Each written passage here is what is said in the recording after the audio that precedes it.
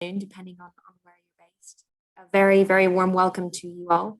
And thank you very much for joining the first discussion in this Land Dialogue webinar series. We're in partnership with the Ford Foundation, the Land Portal Foundation, the Tenure Facility, and the Thomson Reuters Foundation. My name is Zoe Tabry. I'm the Land and Property Rights Editor at the Thomson Reuters Foundation, which is the charitable arm of Thomson Reuters. And I'm delighted to be your host today. The Land Dialogue Initiative promotes the importance of recognizing legal ownership of Indigenous people and land rights as a condition for achieving national and international goals for forest governance, food security, climate mitigation, economic development, and human rights. This series is going to be running about once a month until October, with each webinar tackling a different topic. Today, we're going to be talking about Indigenous peoples' forest governance, specifically how to preserve forests and reduce carbon emissions. To help us set the scene a little bit, Indigenous people and local communities manage more than half of the world's land. Their biodiverse ancestral lands are key to the people who steward them and to the planet we all share, but governments only recognize Indigenous and community legal ownership of 10% of the world's lands. Our webinar today is going to be the opportunity to look at the report called Forest Governance by Indigenous and Tribal Peoples by the FAO and FILAC and its main arguments. We'll be discussing how governments can move forward formal recognition of territorial rights to Indigenous and tribal territories and their forests, and to ensure those rules are respected. But we're also going to debate how global and national plans for preventing deforestation, forest degradation, and carbon emissions should ensure safe living conditions and use new investments to support traditional livelihoods. I'm joined by a terrific panel to discuss those issues today. I'll hand over to each one of them for some opening remarks. We'll then have a discussion for about an hour and finally take questions from the audience, which should take us to just about 90 minutes. The webinar will take place in English and be simultaneously translated in Spanish, in French, and in Portuguese. And to access the live interpretation, please just use the channel that's located at the bottom right of your screen, the one with the little globe icon. If you do have a question, we'd love to hear it. Please post it using the Q&A button, again at the bottom of your screen, not the chat box feature. And I'll then fill those questions to the panelists so we don't have to go through the all too familiar pains of people muting and unmuting themselves. Please do feel free to tweet using hashtag EarthDay2021 or hashtag LandDialogues, and follow the live tweeting from the Land Portal and Tenure Facility Twitter accounts. Finally, in the interest of transparency, I should add that today's session is being recorded and you will receive the link afterwards. I also want to apologize in advance for any internet or sound issues on my end. If you hear any kind of breaking or fuzzy sound, it's not you, it's me. And so I'll try to give the floor as much as possible to our panel so you hear from them. I'm now going to briefly introduce our panel and I'll then ask them to talk about their experiences. We're joined by David Kaimovitz, who is the manager of the Forest and Farm Facility, which provides direct financial support and technical assistance to strengthen forest and farm producer organizations representing smallholders, rural women's groups, local communities, and Indigenous peoples institutions. Before this, David worked for the Climate and Land Use Alliance and for the Latin American Regional Office of the FAO, and he has authored or co-authored more than 150 publications about rural issues. Dr. Mirna Cunningham-Kine of the Indigenous Mosquito community of West Palm in Nicaragua is a teacher and physician who has been working for over 2 decades to advance the rights of Indigenous women and knowledge on Indigenous people and the impact of climate change. She's currently the president of FILAC, whose mission is to promote development with identity and to ensure the rights of Indigenous peoples through these linkages and consultations. Silvana Baldobino is a lawyer who graduated from the University of Lima. She has more than 18 years of experience in both the public and private sectors, designing and implementing public policies and strategies related to environmental issues and Indigenous people, with an emphasis on biodiversity conservation. And right now, she's the director of the Biodiversity and Indigenous Peoples program of the Peruvian Society of Environmental Law, SPDA, where she has been working since 2006. And finally, Carlos Espinosa Peña has 33 years of experience in community forestry and territorial governance, working in both Costa Rica and Panama. He currently works as a full-time professor in forestry engineering at the Faculty of Science and Technology at the Technical University of Panama. So an extremely esteemed panel indeed, and let's dive straight in. So David, coming to you first, could you set the scene a little bit and talk us through some of the main findings of the recent report by FAO and FILAC, Forest Governance by Indigenous and Tribal Peoples? Thank you, Zoe, and hello to everybody. It's a pleasure and an honor to be here with you. The study we did, which focused on the forests and Indigenous and Afro-descendant territories in Latin America, really tried to answer the question. We hear a lot from the Indigenous organizations that they are the guardians of the forests. What does that mean? What does research tell us? What do the scientific communities say about that?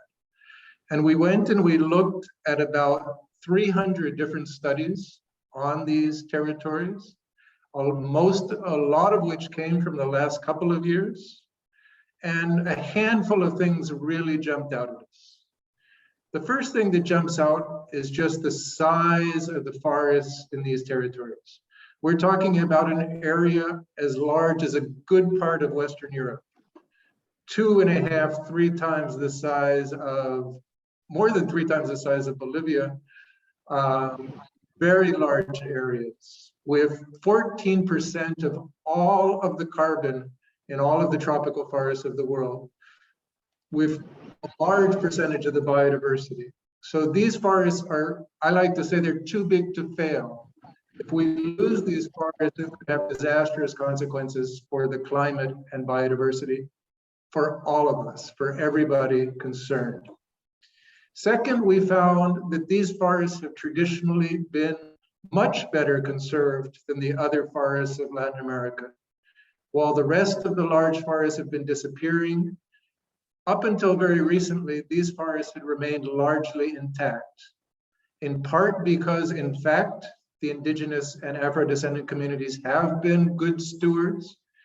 Their cultures and their production systems are much more attuned to conserving these forests, and also in part because government policies have supported the Indigenous and Afro-descendant efforts to some degree in Latin America. They may be remote forests, they may be forests with not so fertile soils, but that's not the main reason these forests have been intact. It's really a mixture of the lifestyles and production systems of the communities themselves and policies that have been favorable. The third thing we found was that even though the Indigenous and Afro-descendant forests have been much better preserved, they're now increasingly under threat. The risks are growing, risks from expansion of livestock ranching, from drug dealing, from mining, from oil production, from land speculation, from forest fires, and we can no longer assume that just because these forests have been well protected in the past, that they will continue to be well protected in the future unless the international community and national governments lend their support. Every day, Indigenous environmental and land defenders are being killed as we speak for defending their territories and their forests. Finally, what we learned, which is very important, is that we know what to do. We know it works. There's very solid research on what actually achieves the results for reducing deforestation, for reducing carbon emissions, and for conserving biodiversity. And it basically comes down to 5 key things, each with very strong research backing. The first is we need to strengthen Indigenous and Afro-descendant territorial rights, land tenure, support for stopping illegal invasions of land that's already been titled, addressing the issues of forest and mining concessions that have been put on these territories without communities' free, prior, informed consent. Second, compensating communities for their efforts to protect the forests and to keep out external actors that are trying to encroach. That's not a question of paying them so that they don't convert the land to something else like you might do with a private landowner. It's a question of giving them the resources they need to protect their community and to protect their forests. Third, a policy environment and technical assistance and financial assistance to support Indigenous community forestry and Indigenous agroforestry systems. Greater support for the maintaining and revitalizing traditional knowledge, ecological knowledge, respect for traditional cultures, and finally, greater support for Indigenous and Afro-descendant organizations with an emphasis on women and youth. Those are the main findings of our study. And I think this is the first time that the United Nations has come out with such clear, consistent, coherent findings. And at the Food and Agriculture Organization of the United Nations, we're very happy to have been part of this process. Thank you. Thanks very much, David. Lots of to unpack here, which we'll come back to. But I think you make a really strong case for Indigenous people really being the best guardians of forests to tackle the climate crisis. So thank you. Myrna, I'd like to come to you now. And in your experience, I wonder if you could tell us kind of what are the tools that we need, both to get the ambition and the funding that are necessary to secure the rights of Indigenous people who, as David explained, kind of play really this critical role in managing forests and biodiversity. Muchas gracias a cada uno de los participantes. Thank you very much to every one of the participants in this conversation. And obviously, I would like to greet you from here, from Nicaragua. I would like to greet you from the Northern Autonomous Region of the Northern Caribbean coast of Nicaragua, in order to award the formal recognition of the territorial rights. It is not only a fact that has to do with the financial issues. What we really need here is to change the way in which we perceive forests, to change the way in which we think about the territory. What we need is a complete shift on how we see and how we value these resources. And I believe this is the first point we would like to claim from the Indigenous people point of view. It is not just something that has to do merely with the financial support, although they are very important indeed. What we need is to change attitudes, first of all, with regards to the Indigenous people, and secondly, with regards to how to finance the activities which have to do with these resources. For Indigenous peoples, we believe there are two options to increase the resources. First of all, what we need is to change or to make more flexible the large-scale funding, which has to do with climate change and which has to do with natural resources. Until today, only 2% or even less of this large-scale funding reaches the Indigenous communities. The main part of the resources just stays in a big sort of facility or apparatus of the main organization. So we are really claiming, we're really asking to have this funding directly reaching the Indigenous peoples. In order to do this, there has been a creation of our own mechanisms designed by us. These are the Indigenous people-led funding and grant making, which allow the participation of the Indigenous peoples in managing and administering these resources. So I believe this is the first element, the first key element we have to take into account. If we really want to combine the point of view of the indigenous peoples with the possibilities of having these resources. And obviously, as David rightly said in his presentation, it is also to finance things which are already being done by the indigenous peoples. Indigenous peoples are already protecting these resources. The indigenous peoples, they do know how to manage these resources. So it is really to get the financial support and the technical assistance and a different shift of mindset to work with them and to guarantee that the investment model can be changed in the indigenous territories. Thank you so much, Mirna. All excellent points. I note from what you've said, the need to change the way we see and perceive forests, going just beyond sheer financial support. But also what you said about indigenous people having already for ages, centuries, been protecting and managing those resources. So not talking about reinventing the wheel here, but just recognizing this role that they play and formalizing it. Silvana, I'd love to come to you now and talk a little bit about the Peruvian context. Could I ask you to tell us a little bit about the development of legislation in Peru to support indigenous people's claim to ancestral lands? Could you give us a few examples and perhaps some of the obstacles you encountered along the way? Muchas gracias. Sí. Thank you very much. Yes, first of all, thank you for the invite.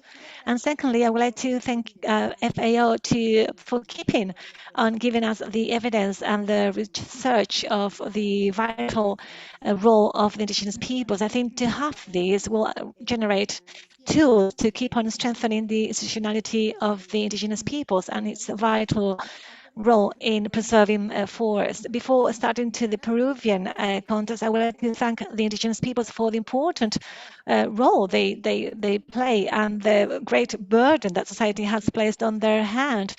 As it has been said, it's just amazing the amount of territories which has been managed by these peoples. And as Myrna has just said, this is done without the needed tools. And as Mina also said, it is important to shift the paradigm. It is important to stop being romanticizing, stop romanticizing this. We have to generate mechanisms. So for this work, which they have been doing for a long time, is to really keep on doing the capacity building and to acknowledge the important role of Afro-descendant and indigenous peoples in the preservation of the planet and its associated natural resources. So I believe these tools, or this report by FAO, will help us to keep on showing the importance of highlighting this important role. In the Peruvian case, although there has been a very important progress in the last few years in adjusting the national legislation with improvement of policies to try to secure the tenure of indigenous people's rights, and knowing that the land tenure is the first step in recognizing the rights. This is still a long way to go. We have a gap, a very huge gap of the legal framework. We have many communities which still are waiting for the titling. We have many indigenous people in Peru which have been waiting for 10, 15, 20, even 70 years, awaiting for the recognition of the state of this title, of this right, which will give them the right and the legal owners of the right. They do have the tenure, but this paper, this document from the government is what they give us. It will give these peoples the formal right. There has been an example also a few years ago that it was a grandson of the person who first requested the tenure, the right. It was the grandson, because these people had been waiting for 70 years. Also, I would like to say that we have to stop seeing things in different silos. We have to see the whole picture. infrastructure and all the different services associated to the forest, everything which is needed. If we only look at one aspect, we won't be able to really fight for the development of the peoples as a whole. We have to generate these indigenous economies and to acknowledge their value, to acknowledge the value of their knowledge, the food security, and so forth. So it is also a risky pathway because the indigenous peoples, they are constantly facing the illegality, really, or illegal actions which generate murders and deaths in the protection of the natural resources. It is another burden on the shoulders of the indigenous peoples. And as a country, as a state, we should really relieve them of that burden. We have to work in this together. We have to work with the peoples so that from their point of view, we can really see how to do this integrated management and how to do this together. Once again, these tools of the report is very important because we have the evidence produced by the FAO. So we have the evidence and now we have to generate the changes. It's something that we're still trying to do in Peru. We are moving forward, yes, but there's a long way to go to really have a final recognition of the peoples and the legal security and the tenure of the territories. I don't know if I was able to answer your question with this answer. You did, absolutely, and much more. So thank you for that. You know, again, I note from what you say that land tenure, as other panels have said as well, very much is the first step in recognizing and formalizing Indigenous and forest rights. But then also, as you've noted, that many communities in Peru and indeed around the world still are still waiting for titling, and that there is therefore still a very long way to go. So thank you. And Carlos, finally, but by no means least, we've talked a little bit about conservation areas, but of course, indigenous lands also house intact forests, biodiversity, carbon in more than half of the Amazon. So how can conservationists and land rights defenders work more closely together? Are there any examples of where this has worked well, and what are some of the challenges we should bear in mind? Yeah. Gracias, en primer lugar, por la invitación. Me disculpan, tengo problemas con... Thank you for the invitation. I have a bit of problem with the audio, and I haven't heard very well the interpretation, but I will try to answer accordingly to what I understood. We have been advancing a lot regarding everything that was said before by my colleagues.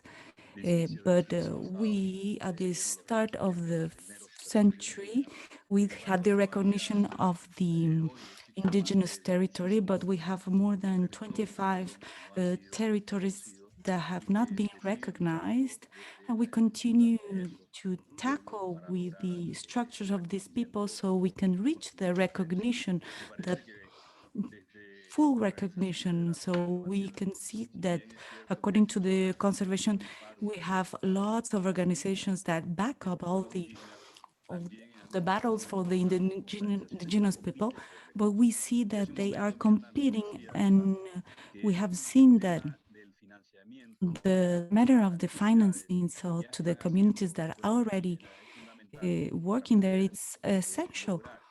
So we can have all the conservation strategy and the strategies that in all our countries that they try to keep the biodiversity and try to mitigate also the climate changes. And we need sources, we need funds for that.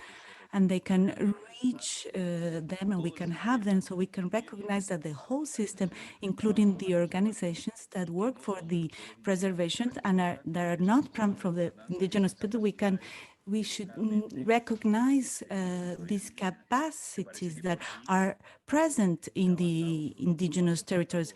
We have seen that we have some advances going on, but we have to work a lot. We do see we have some organizations that even if they ask for space so they can reach the goals of conservation, but they still have some issues for recognizing the local organisms that they have been working with that for a long time. And the result of this battle they see it, that in all the statistics that we can see in the indigenous peoples, that we could see all the territories that have been recognized.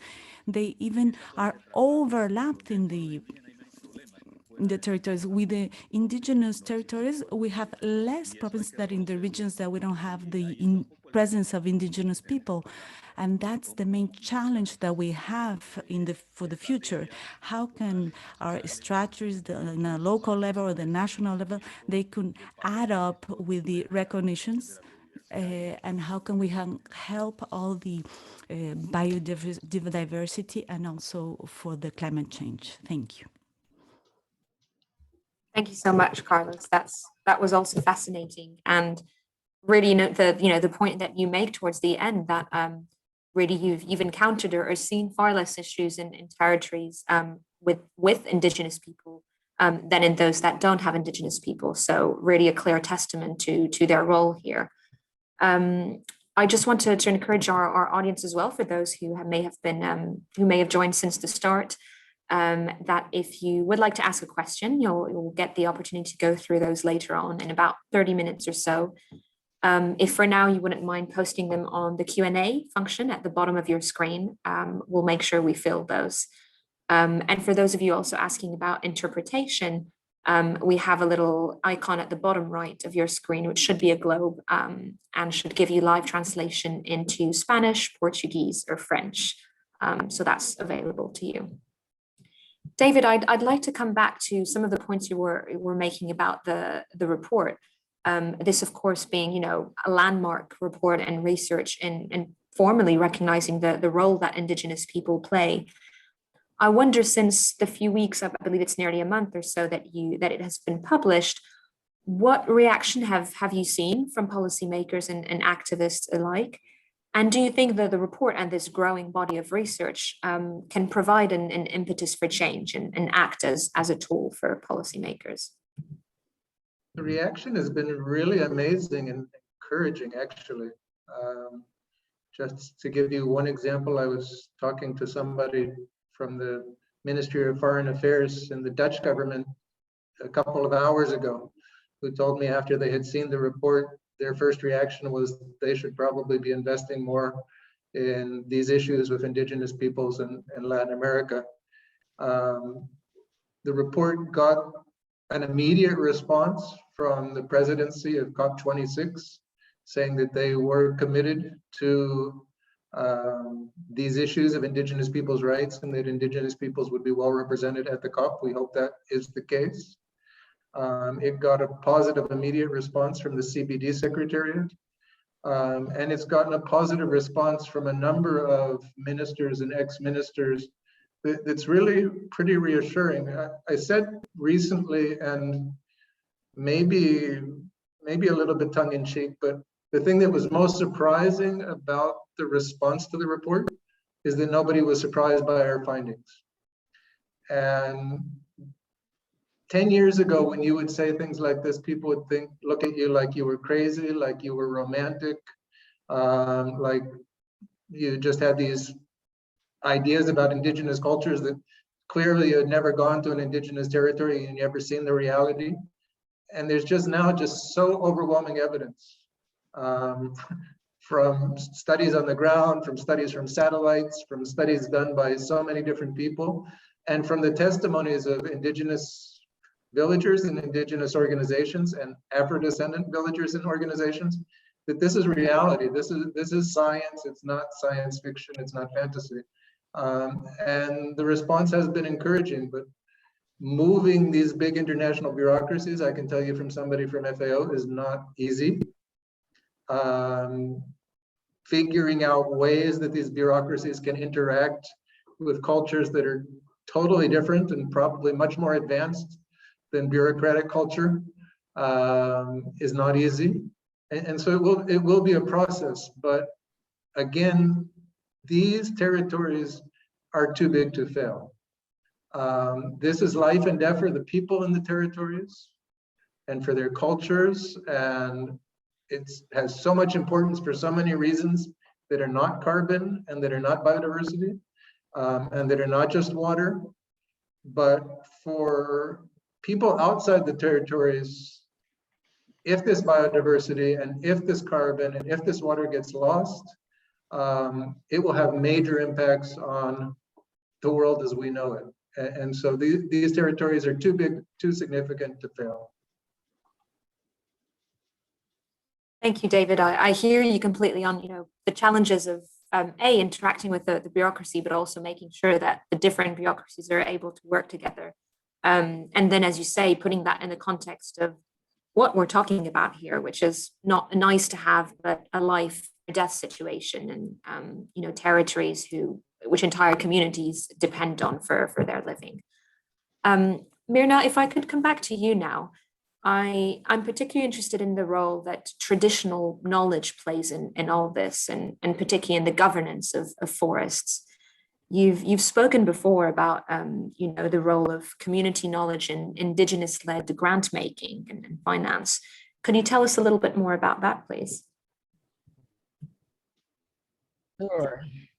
Sure. I would like to begin by sharing a short story. When COVID, I'm sorry. I should move to Spanish. Up to you, whichever one you prefer. When COVID started, a community in the border in Ecuador, the Siecopay, 700 inhabitants. And when they found out that some of them had already caught COVID, they went into the forest and started to look traditional medicine. And with traditional medicine, they began to cure the members of the community and take care of the elders. And then they came back with the medicine and share it with other communities.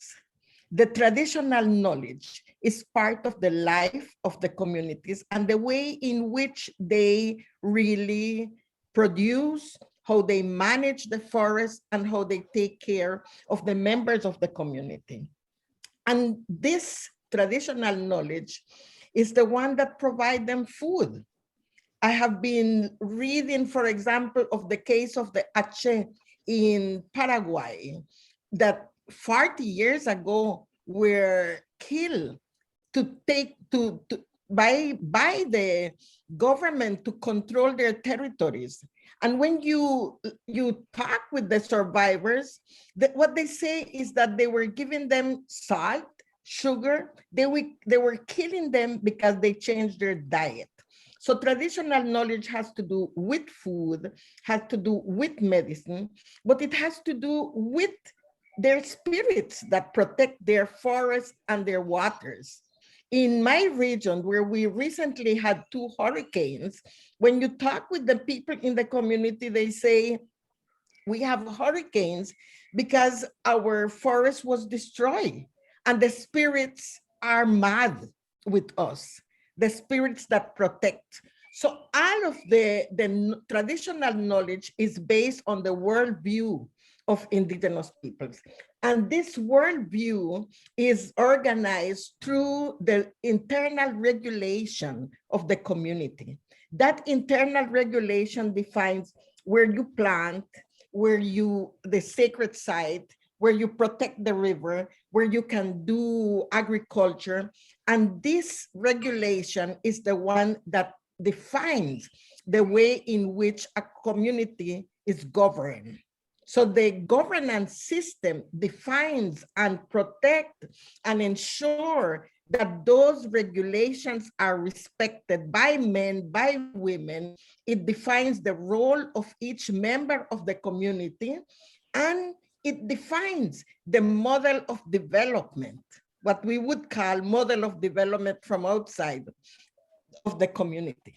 That regulation is what defines the governance. And when there are external factors that affect the forest and affect their territory, it destroys this governance structure. That's why you can find through the report, you can see that the areas where this governance structure still function, there's less deforestation. there's more protection of the forest. So this is a very important part. And one important element of that governance structure is the relationship between human beings and the rest of elements of nature. And one aspect of that relationship is sharing, reciprocity. And that sharing and reciprocity is the basis of what we call Indigenous Led Funding. They are the ones that teach us how to share, how to complement resources. So when we're talking about Indigenous-led funds, we're talking about a system of reciprocity through which external donors can complement their resources with the resources that Indigenous communities are already putting in place to conserve forests, to conserve nature. That's the basis of Indigenous-led funding. And that's the basis of a different concept of philanthropy that we want to promote. An intercultural philanthropy that value that traditional knowledge, that value that reciprocity practice, that value relationship in which no one has more resources than other. All of the resources are valued and all of them can complement and they can create a basis for a better world.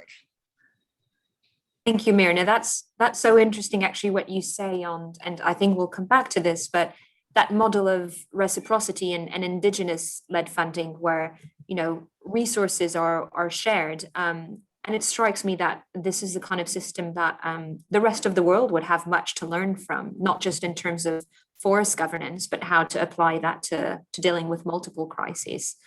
So thank you. Silvana, I wanted to come back to you.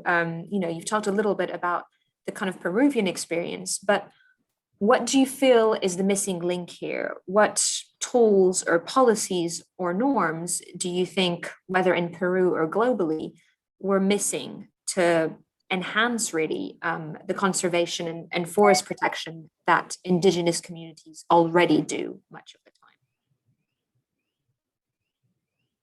Bueno, en el caso peruano creo que todavía tenemos, como mencionaba, mucho camino por recorrer. In the Peruvian case, we have to grant the rights, recognize the right, and also to work in the law system, not only for the communities or the farm communities. We also need to continue to enhance the protectional systems with the isolated indigenous peoples. That it's also a figure that we have. We have more than 7,000 indigenous peoples in isolated. So we need to strengthen the state so we can protect all these people and they will not be affected for the pandemic, for example, for instance.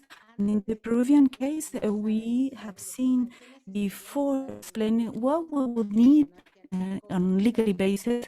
What we have seen is that we have not the rights granted. We have also a lack of health, education, food. It's obvious, and we also know that it's a vulnerable persons, but we are reaching we have probably a delay of 200 years.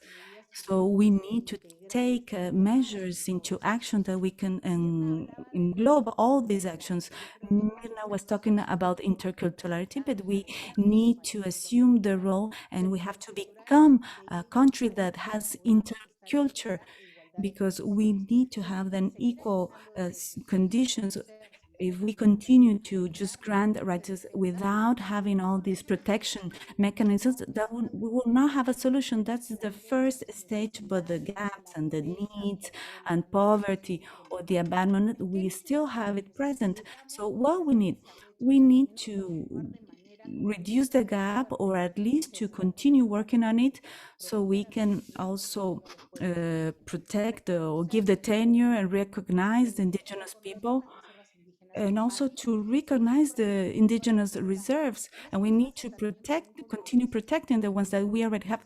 And that passes through a commitment, a political commitment for allocating resources, because Peru, we have a very high indigenous community, so we should have maybe part of the budget to be allocated to protect in different levels. It could be education, it could be also security, the isolated indigenous people, because if not, in this way we'll not reduce the gaps, and also the needs continue to grow. And that was very obvious with the pandemic, when we had all the indigenous peoples that they didn't have the good system of distribution of food, and we didn't know exactly what we had to do. In our case, it's even, I could say, even it's sad, because we don't know our own population, and if we don't know it, we cannot give value and we cannot help to find solutions. So we pass to the second point. Besides improving the legislations and generating all the norms, so we need to ensure the application of the law, the enforceability of the law, because we are very creative, but at what point they just stay on paper. So the funding scheme, it's also critical for us. And here I could say something that Mirna just talked before, because if it's international funding or national funding, if we don't do it in a flexible way or intercultural, if we impose the schemes, we don't recognize the value and all the traditions and of the indigenous people. So we need to work with what it's adapted to their needs, and they by themselves they can build it, because if not, it will not be effective. Because if we continue to impose our model for 200 years, it doesn't work at the end. And first we have the recognition, and the second step, it will be to give value. And we have to recognize ourselves with the indigenous people, that it's a big number, it's a big quantity. We should be proud of having all these cultures. So I think in that path that we have to build on. Thank you, Silvana. And actually, all of what you say here really interesting. But I note in what you've said as well, a point we haven't quite touched on yet, which is the impact that COVID has had on all of this. And you mentioned distribution of food. Of course, there could be vaccine distribution, biodiversity loss. And so, Carlos, I wanted to come to you and ask what you had observed in terms of how has the pandemic in the past year influenced the way in which Indigenous people safeguard their forests? And also to what extent has the pandemic increased the threats that they face for those forests?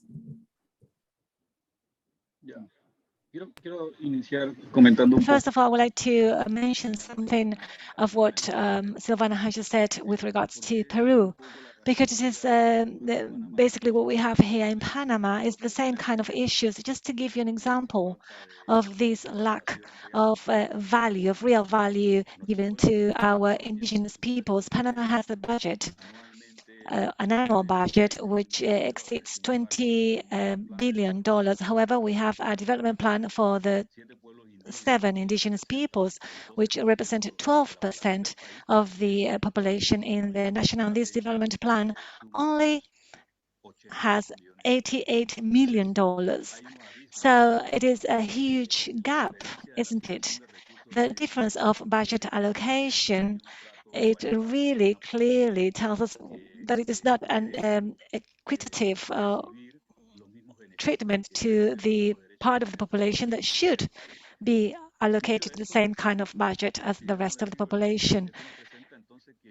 So this also makes us face that among the main challenges we have to face in this moment is the full acknowledgement, the full recognition of these peoples and the important role they play in the country in terms of biodiversity preservation in a time when the country is really trying to promote the nature based tourism and the natural tourism, but in which kind of sectors? So they are thinking of proposing as part of a strategy, Indigenous peoples as an attractive strategy for the tourism, but they're not given these right conditions to the right living conditions they are entitled to. In these territories, as it has been rightly said, we do have some governance systems which represent indeed a guarantee of preservation through livelihoods, which are sustainable livelihoods. So we should allocate all the needed resources to strengthen the processes which are ongoing in their own reality, in their own decisions made by the peoples themselves within the framework of their culture, and not to try to impose on them different models. Because if nowadays we look at what it is included in these development plans taken to the communities, many of them had been designed to respond to different kind of communities. This has been designed at the institution level, and they try to reach the communities with solutions which do not really reflect or respond the nature of the peoples, and therefore they're not sustainable. Although we are trying to think of implementing and developing sustainable solutions, we have to bear in mind that one thing is sustainability, social sustainability, that is, which indeed could be secured and guaranteed in the communities, but also we all have been talking about the topic of the financial sustainability, but we will never get this financial sustainability just giving peanuts to the peoples. We are going to, and we have to support productive solutions, but also respecting and having in mind the cultures of the communities. And on the other hand, I think there's a lot to do with regards to the political sustainability. If we don't have a true political sustainability, everything else is not going to be done. So therefore, we have to focus on making the effort for our peoples, for our countries, better said.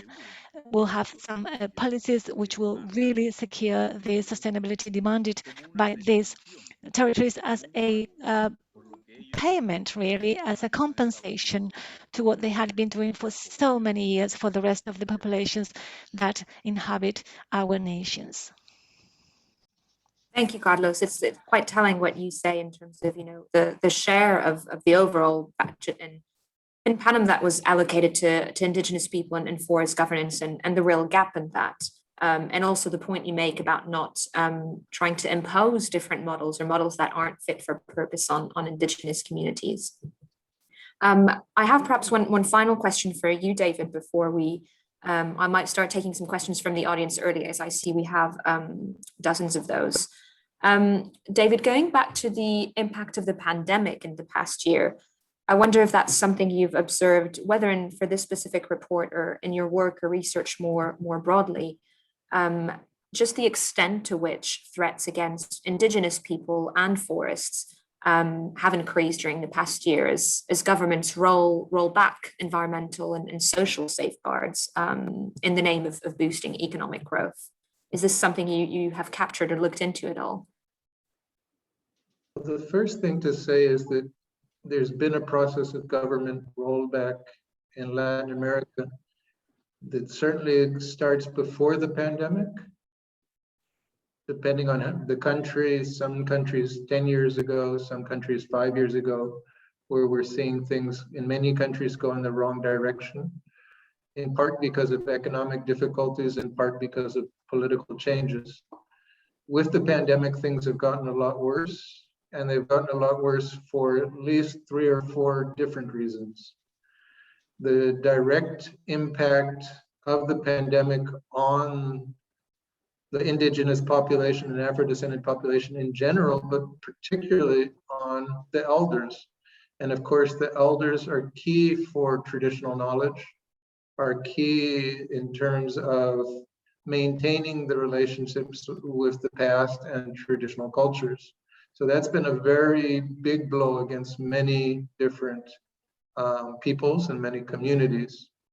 The second thing has been that the pandemic has caused serious problems for people to be able to sell their products and to get access to products. So communities that depended on tourism that no longer have tourism, communities that depended on going long directions to sell their forest goods or agricultural goods that find with lockdowns that they can no longer, that the markets where they used to sell are now being closed by governments. And we're seeing governments themselves that are totally distracted by the pandemic, who can no longer send or no longer want to send people out to the field to stop the invasions, to stop the illegal mining, to stop the illegal logging. So it's really opened up a space for greater threats, for greater risk, for greater attacks on the community. And then finally, at the beginning of the pandemic, you saw a big drop in the price for a lot of products, not all of them. The price of gold has been high during the entire pandemic. But at the beginning, you saw a decline in a lot of the agricultural prices, a lot of the timber prices, and that was reducing the pressure. But now it's gone in the exact opposite direction. The price of beef in Brazil is much higher today than it was 2 years ago. The price of soy is much higher. So all these high prices for these commodities that are going up are putting more and more pressure on these territories. Thanks, David. And I see, and I remember as well from our series last year that we had so many questions that we didn't have time to go through them all. So I'm going to start by taking some from the audience. So do keep please posting them. Mirna, this one struck me as perfect from you. Could you tell us a little bit more about Indigenous led funding and how it actually works? What does that look like? Is it a kind of discussion? Is there one person who's in charge? Could you talk us a little bit through how those decisions are made at the level of one community?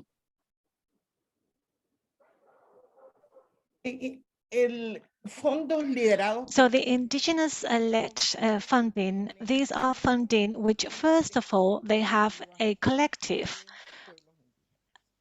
idea by indigenous people. It's not one person. It is based on the organizational model and decision-making model of communities. It's a collective funding. Secondly, these are funds which has as their main goal the exercise of the free determination of indigenous peoples.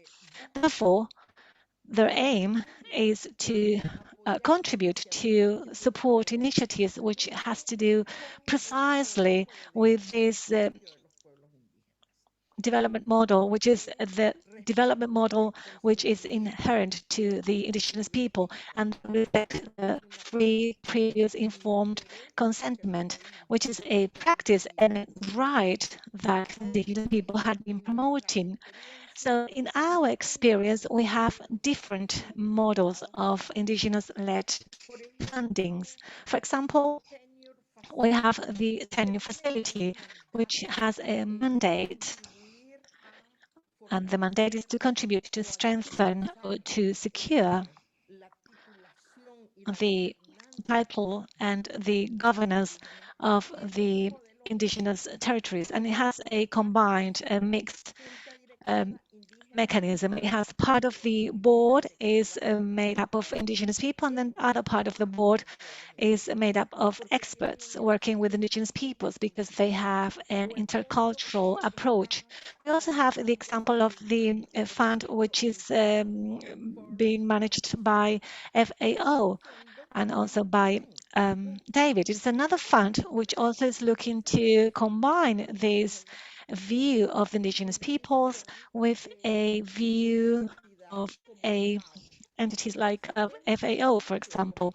So as indigenous peoples, we have been trying to promote the creation of different financing models which are more innovative, that will try to incorporate this approach of intercultural philanthropy, which will look for respecting the inputs of indigenous peoples that value what indigenous peoples are putting forward in any activity they carry out. We do have other type of funds which are purely indigenous funds, like for example the International Forum of Indigenous Women. They do have a fund which is called INI, and this fund, it is led completely by indigenous women. They are the ones who select to whom this funding is going to be addressed, and they are the ones who monitor this funding.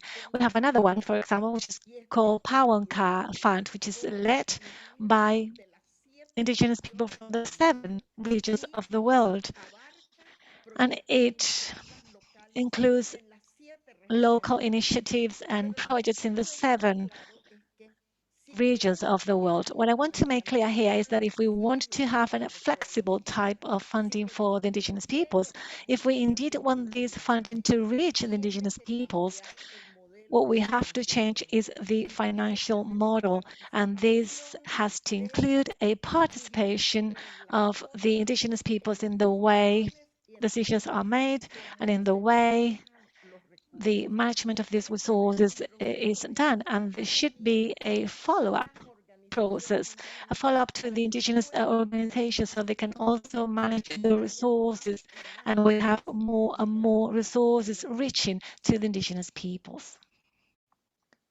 Thanks, Mirna. That's fascinating and so much to learn in terms of finance, but also, as you say, philanthropy. And speaking of lessons we can learn from indigenous people, one question I just noted here, and this can be perhaps for either Silvana or Carlos, someone was asking, is it possible to transport traditional knowledge on forest management outside of indigenous territories, for example, to pass on those lessons to smallholder farmers? Is this something you've seen happen, or do you think is feasible?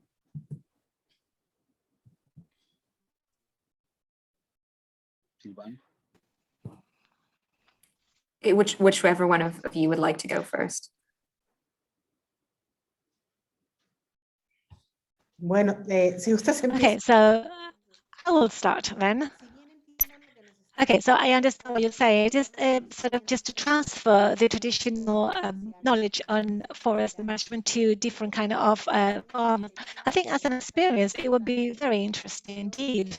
And I also think that we will have to really see how to make these different standpoints compatible. In the Peruvian case, we have a very strong component of indigenous peoples or peasants communities with regards to the traditional knowledge they hold with the mountain range or the Amazon region. And it's not that they have a unique, a different system. I mean, it really depends on the kind of land they manage, but also it has to do with the fact of how people implement this different knowledge. And this will really be something that we have to look at small scale agriculture, which normally in the case of Peru, it has to do with migration dynamics because they do sort of pass this knowledge in different ways if it is more a rural population or a migration population. I think it would be an interesting experience. I really don't know if this is happening at the moment in Peru. I would believe that I heard something about it, but I'm not sure. But I think in the Peruvian case, we first have to start with acknowledge the traditional knowledge, to value them, and then to disseminate them, to share them. The same study by FAO says that between 2000 and 2016, in the Peruvian case, it has been up to the Peruvian indigenous peoples, the one who had preserved the forest. It's written in the report. So I believe the model is I mean, we'll need really to have a study, more sort of a specific model or study to implement in the different sectors, and also to adapt it in the different to the different peoples, like for example to the indigenous peoples living in the mountain range or to the ones living in the coastline, because it really depends. So I think yes, it could be an interesting experience. I think there are many models which can be useful as examples to us. In the case of Panama, we have been working in a team established by FAO with support to the Ministry of Environment, in which we had been working with different consultants, analyzing some traditional models which may be useful as a guideline to implement initiatives of restoration outside the indigenous territories. One of these models could be for the traditional forestry systems. When we've talked to some experts from some university centers, they do have some kind of resistance to acknowledge that this traditional forestry system could be useful for the restoration process, but also we have understood that this kind of resistance has to do because we do have a mental paradigm or mindset that tells us that we do have some kind of very sort of fixed components. And when you look at a traditional system in an indigenous territory where we don't have this sort of squared or fixed components, they don't exist. So therefore, we do have some kind of rejection saying that this agroforestry model is very well managed and based on a traditional knowledge. This could be passed on to other non-indigenous territories using this same principle, and not really the form, but just the principles. But also we have to acknowledge that yes, we do have very good examples of resources management. On the other hand, we could also see in some indigenous territories not so good examples. And this has to be taken into account.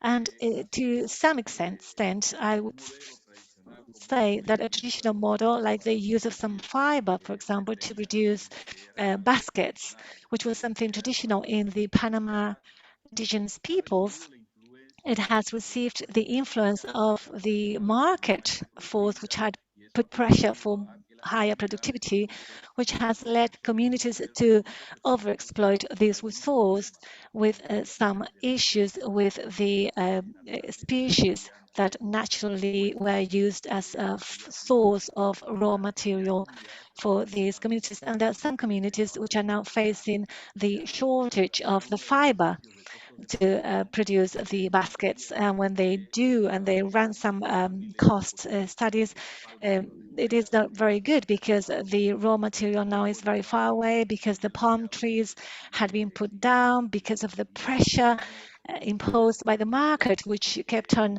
imposing on them this very high productivity level beyond the capacity of the forest. So yeah, there are a few examples. Some of them are good, some of them are not that good. And I think we have to try to go back to the traditional system, which includes to think that in this, the knowledge of the people will be very key to define the productivity level of one area when they are going to use that resource. We cannot export a knowledge, an external knowledge. I believe it has to be a sum of a knowledge, but also always bearing in mind that if communities had been there for years, for decades, for centuries, and managing the resources under a system, and they had a positive result, there's so much we can learn from them.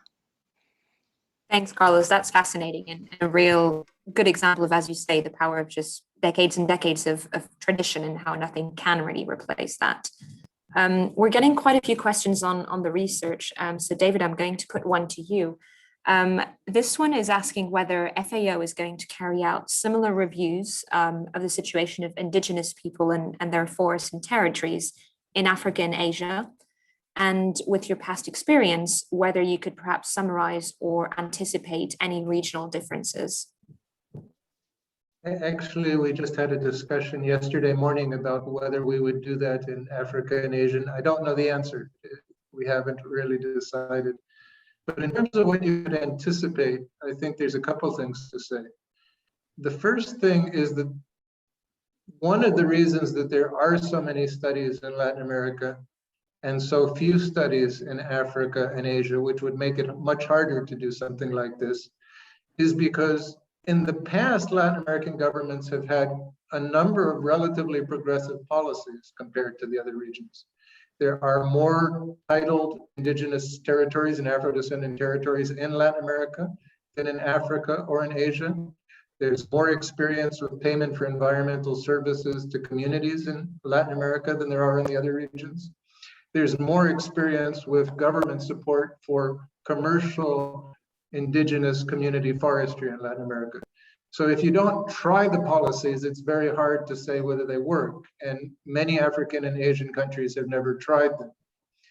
That being said, what you could do in Africa and Asia is you could look at the areas that are being managed by traditional communities, and you could see how their forests are being managed, whether they're being managed well, whether they're disappearing, what we can learn from that. There is a fair amount of ethnographic research on that, and I think it will show what it's shown in Latin America, which is that these cultures, these peoples that are linked to long periods coexisting with the forest, generally have relatively good forest management.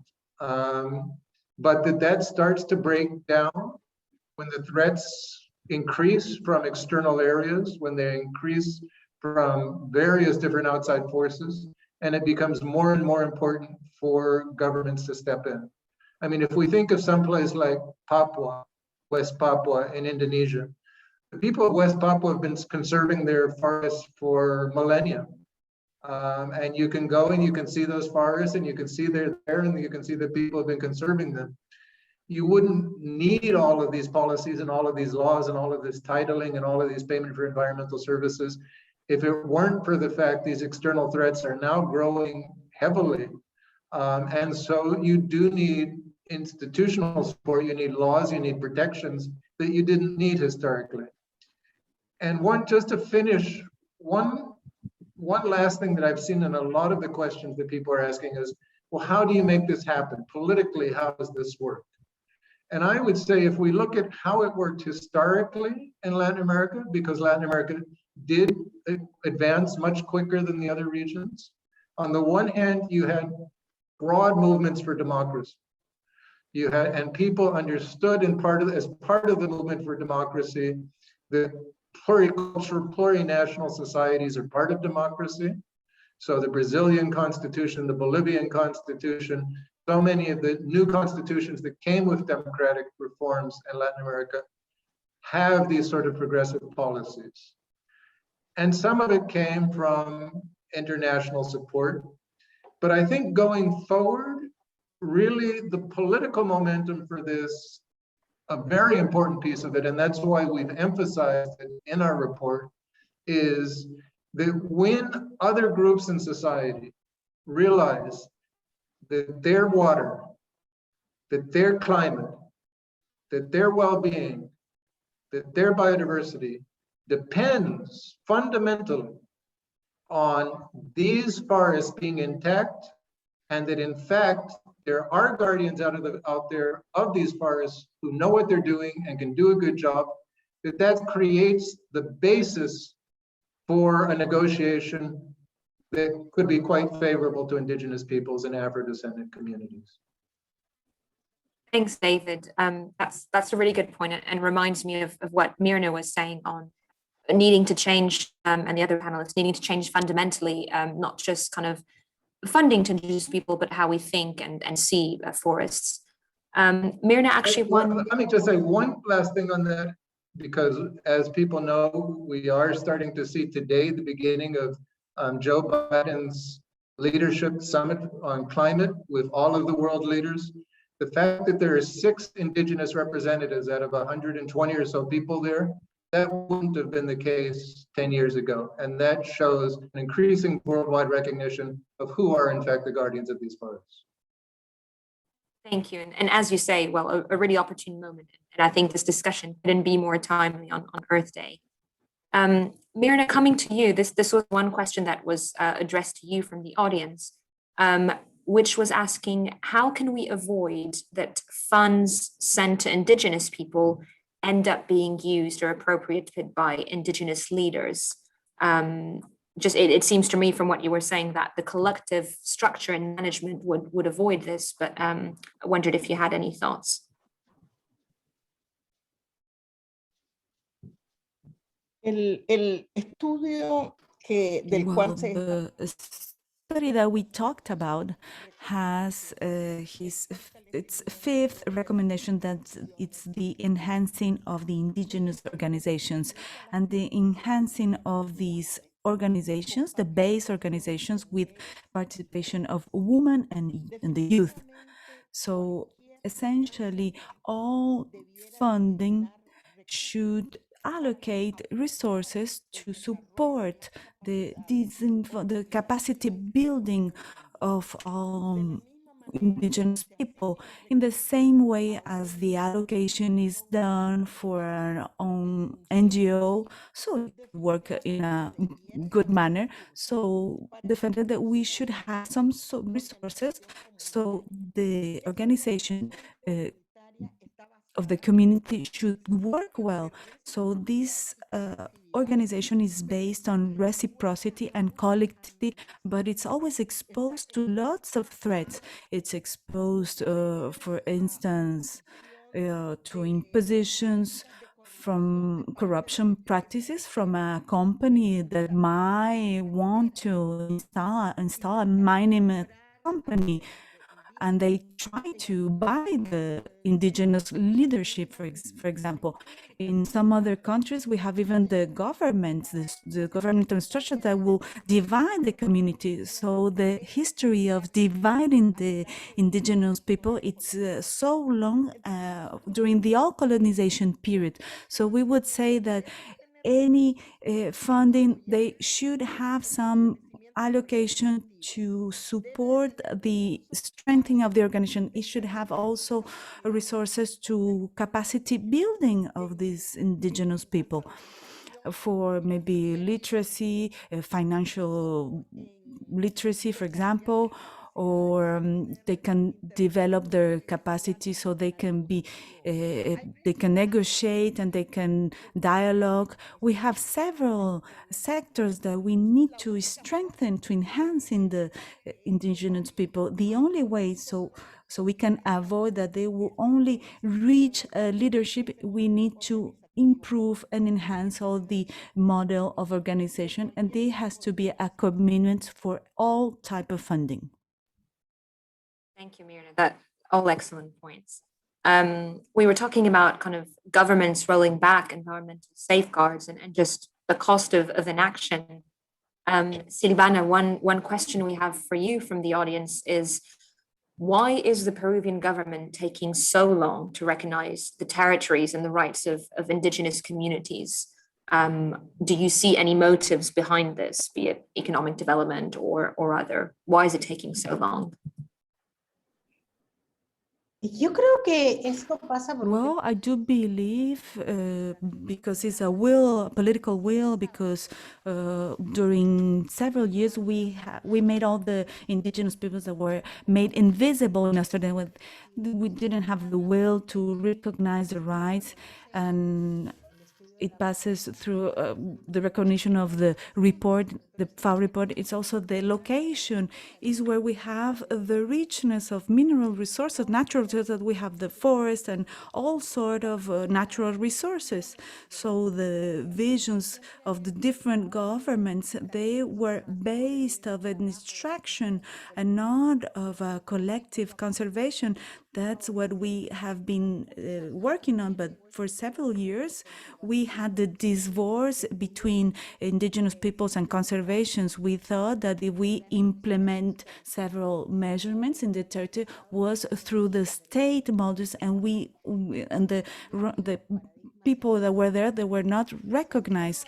This has been a little change, not only thanks to science and the evidence, but also what Mirna said, also the strengthening of organization and the empowerment of leaderships, and also the capacity to generate technical knowledge, and with the equality of conditions in the negotiation as well, not only to be reactive, but the fact of making evident that they will know the topics and they can build this collective participation.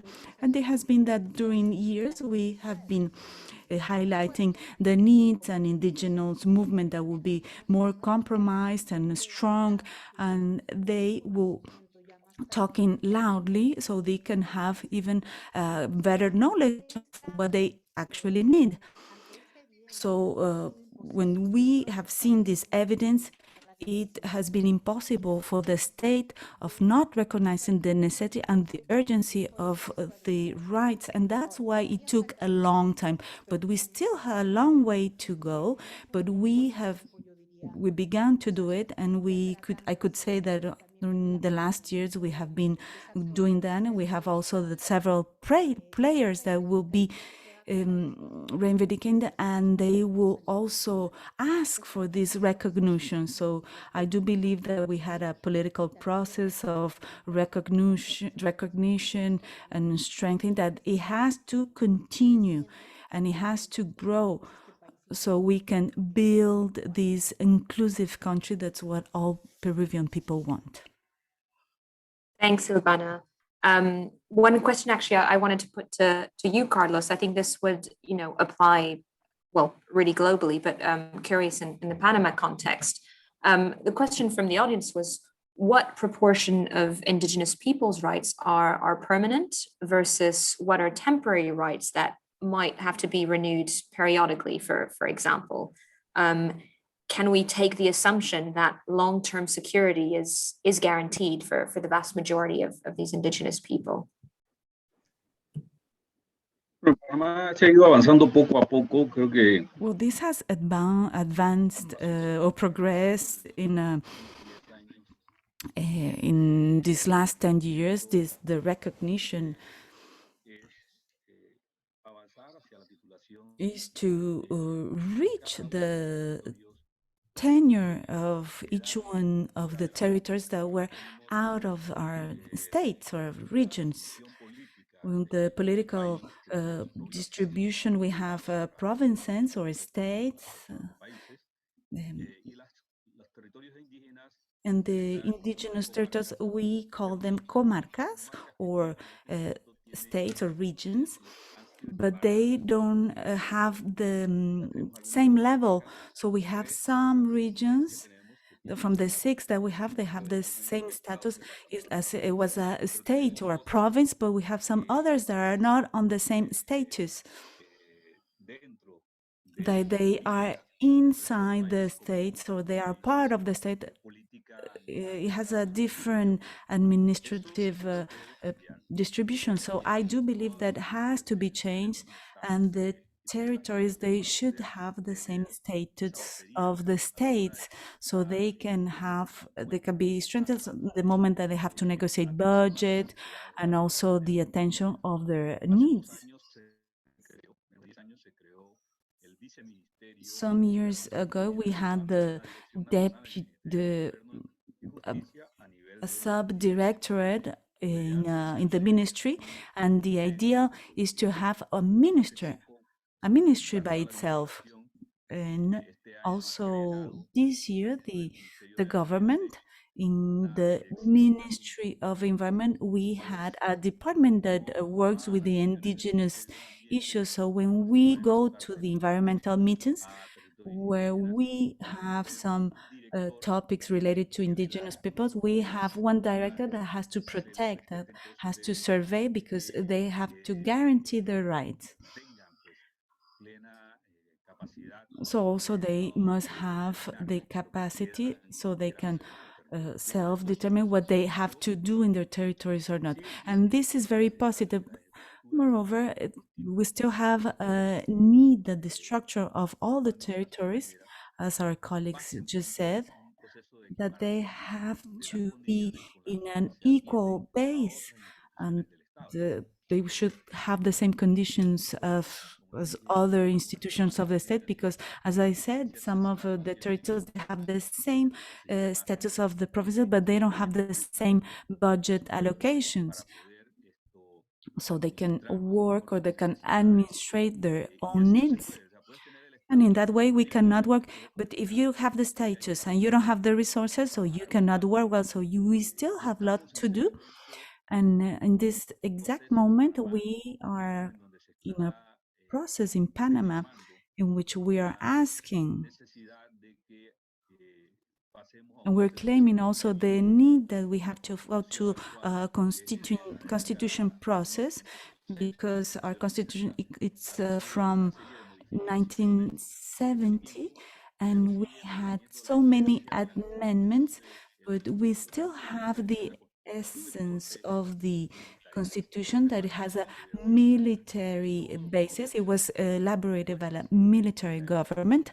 So all governments from the military era, they kept it, but for instance, the recognition of the indigenous people, we don't really have our property rights.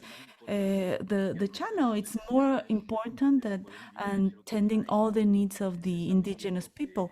But that's where we are asking for this space that we're demanding. They have to be included, the recognition of the territories and the indigenous peoples. And we have lots of voices that are demanding, so we can, our indigenous brothers, they must have, or they will have the recognition and also the capacities uh, to administer their own destiny. Thanks, Carlos. Really, really interesting to hear from the Panama experience. One question we have from the audience that was directed to Muchísimas David, gracias.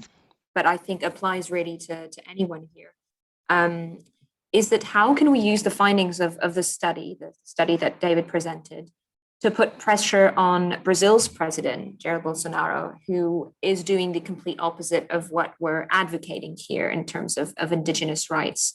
And in fact, this question, I think, could be applied to many governments in the region. So how can we use the findings of this study to apply pressure on governments?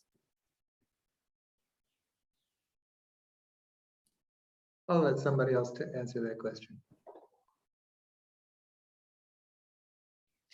Yo creo, o sea, quizás puedo I think, yeah, it could be me. So I think the study, just for the fact that it is putting forward a sort of a science-led and Western-led study, what we Indigenous peoples had been claiming and had been saying forever, that we do.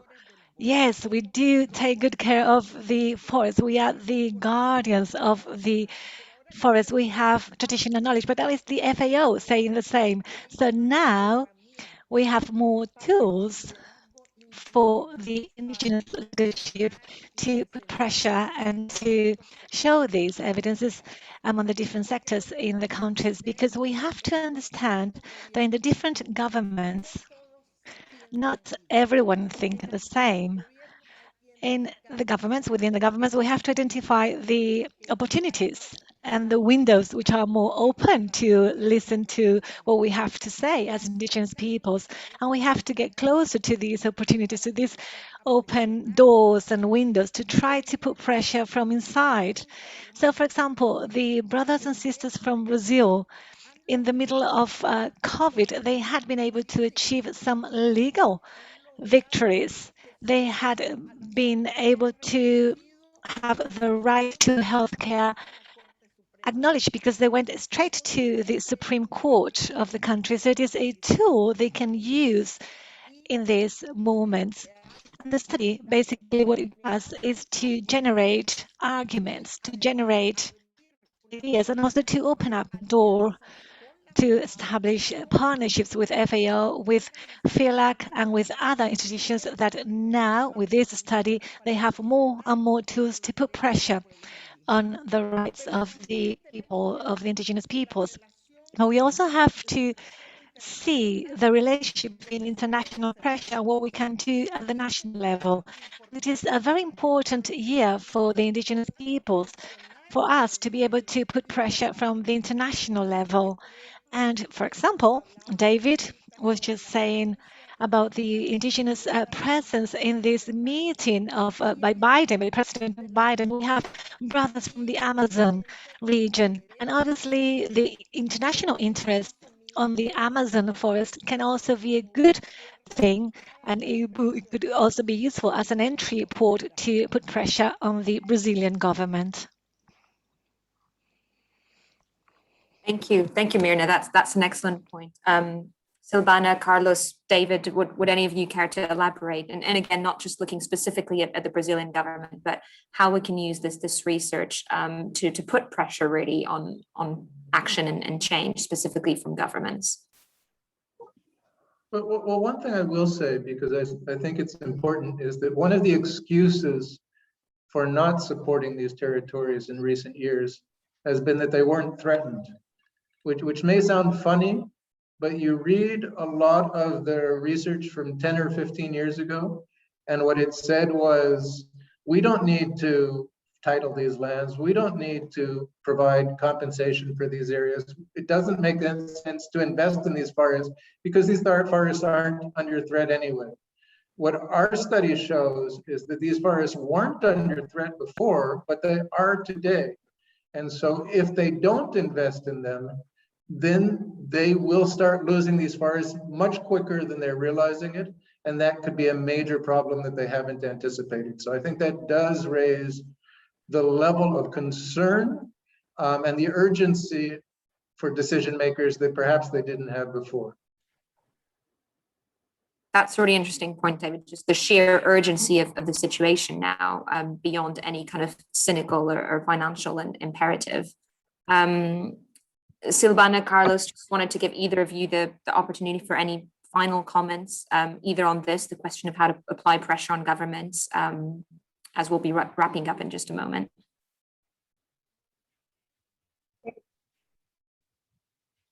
Yo solamente quería hacer un comentario respecto. I just want to make a comment with regards to this question, because I believe it's something positive and negative, or something we have to rescue, something we have to learn from. It is important to rescue the fact that this evidence of this study is going to help us to generate changes. It's important that with this evidence of the study, that we have to use it to generate changes and to be able to change the things that we believe it's wrong. But what we have to change is how to value also the message, and how we say the message, depending on the person who carries the message. Because as Mirna said, we've been doing this and we're saying this for a long time, so we shouldn't be waiting for the support of someone to tell us how things should be done.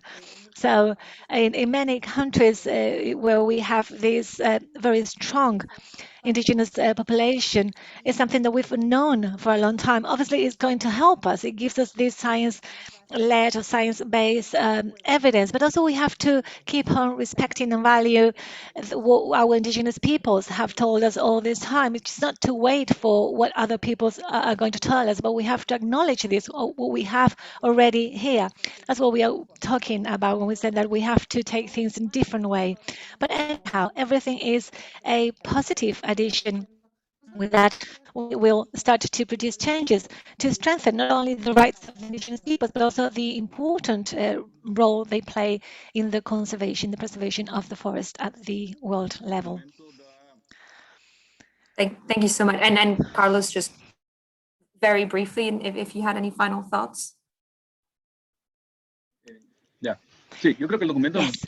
The document also provides us with information from an independent point of view, we can say, from the role that indigenous peoples play in the preservation of forests. And with this information provided by the study, and with the different organization levels which nowadays had managed to reach at international level, we have to try to strengthen through partnerships. We have to manage to have the political sustainability which is required to have a full recognition. I think it is key. If we don't have this political support and this political sustainability, decisions may come and go. We've seen in many of our countries that very well-intended initiatives don't go forward because of the change in the government. And at the end of the day, the great losers as are the most vulnerable communities. So in this sense, to be able to get these partnerships at all different levels in the framework of the national strategies of preservation and conservation is key. We have to be able to establish partnerships. Those of us working for these arguments, we have to be clear that this is going to be possible if we strengthen the strategies of the different peoples who are contributing very much so to reach these conservation goals. So I believe like this, we can really reach this political sustainability that I'm talking about, and to avoid that with the changes in government, the constant changes in government in some of our regions, the progress will be made without going back. And obviously, sometimes we do have, obviously, in many countries, limited resources, and that's an issue. Thank you so much, Carlos. And a todos, muchas gracias para todo. And thank you very much to everyone. Thank you to all of you so much for joining. We've covered, I think, a lot of ground, and I'm sure we could go on for hours, but I'm conscious of our panelists, but also the audience's time. And thank you for sticking with us this long. If you haven't had a chance to ask your question yet, I think we've managed to get through most of them, but if you haven't, please do get in touch on Twitter or with the Land Portal team as well. And the next webinar in this series, which I would strongly encourage you to join, will take place next month, and it will focus on the connection between land rights, biodiversity, and global health, and specifically how we've all been directly affected by biodiversity losses and diseases over the past year. So in the meantime, I wish you all a pleasant week, and I hope you and your loved ones stay safe. Thank you. Thank you. Gracias. Gracias. Saludos. Hasta luego.